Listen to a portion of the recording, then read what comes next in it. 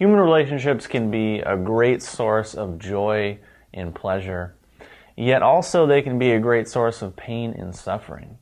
So why does this happen, and how can we have relationships that are more smooth and harmonious?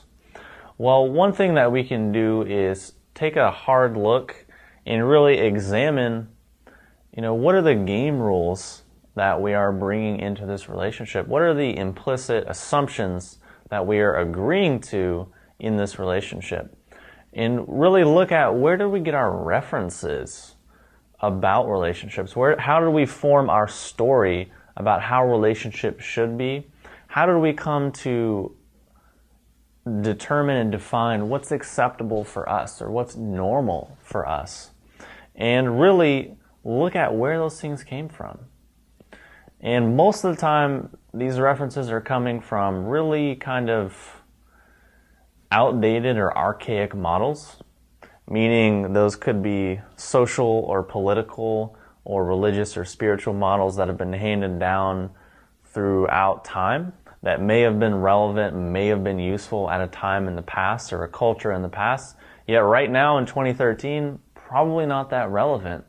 On the flip side, we also are probably given a lot of ideas about relationships and how they should be, and how we should be as a man and how we should be as a woman, and what this means and what that means. We're given all these different ideas by people wanting to sell us stuff. It could be movies, it could be books and magazines and talk shows and radio shows and all these different things, which are most of the time still having their roots in this archaic, old, outdated model, which isn't really based on harmony most of the time, is generally not based on mutual respect, generally not based on maturity, and is usually just based on a real lack of understanding, a real lack of examining the things we're looking at. And what happens, because we don't look at these things, because we don't question these things, because we don't redefine things for ourselves, people get sucked into the same patterns over and over and over and attract the same people over and over and over. Or people get really into the musts, the must-nots, the oughts and the ought-tos and the ought-nots, and you should do this for me and I should do that for you, and you are this, you are mine, I am yours. All of these sort of weird ideas, which again don't really have a lot to do with mutual respect, don't really have a lot to do with harmony or really understanding these principles at a deep basis. So this gets people really into thinking and rationalizing, and thus missing the whole point of the relationship, which is about the love and the joy and the connection between two people. For example, you may know someone, or you may be that person, or we've all had experiences in our lives where maybe we find ourselves in a relationship that just doesn't really serve us anymore. Maybe it did in the past, and maybe we've kind of outgrown it. And you talk to people like this, or maybe you've said things like this, and you say, someone says, oh, how's it going with so-and-so? And you launch on this whole tirade about, well, used to be better, and we used to be this, and we used to be that, but now we're really trying to do this, really trying to do that, really trying to work it out, I'm trying to change, he's trying to change, we're trying to do this and that, and, we're working really hard, and, blah, blah, blah, saying all of these things and going on and on about the thinking and the rationalization in the story and the musts and the must-nots and the shoulds and the should-nots and the expectation and the entitlement and all these different things. But what you'll notice is there's really no mention of love, connection, joy, fun, pleasure, any of the things which are the reasons why people get into relationships in the first place. So in that way, they're sort of missing the whole point. Now, for that reason, this is sort of why people stay in relationships or stay in situations that really they've kind of outgrown. It's just kind of like if you really, really liked elementary school and you just tried to stay there, it's not really going to work out. You're not really going to look that cool past a certain point. You might have a certain phase where you're the cool kid because you're the oldest, then after a while you're just going to look kind of stupid to everyone. Now, an interesting thing to ponder or think about is that when we stay in relationships that maybe don't serve us, not only are we constraining ourselves, but we're constraining that other person, and we're constraining the myriad of other people that we each could potentially sort of connect with or relate with. And what we can understand is that it's not really about anyone being good or bad, right or wrong.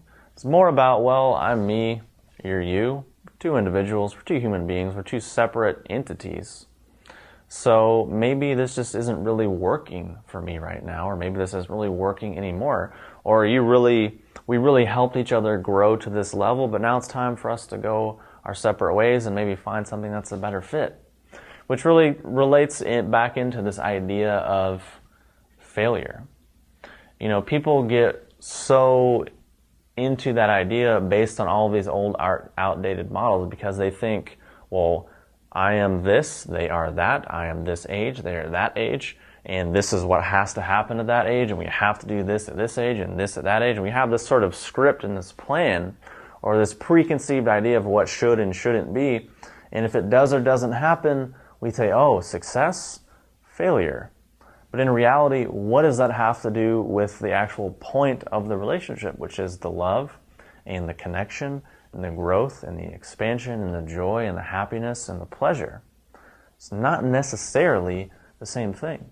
So if two people come together and they're at one level of being, and then after a period of time, whether that's 5 minutes, 5 weeks, 2 years, 20 years, 2 lifetimes, whatever, they're together, and then they each grow and expand and learn more about who they are, learn more about what they want, what they don't want, learn more how to be in harmony with their true selves or who they really are. They both are able to grow in that way and then respectfully understand that, hey, you know what?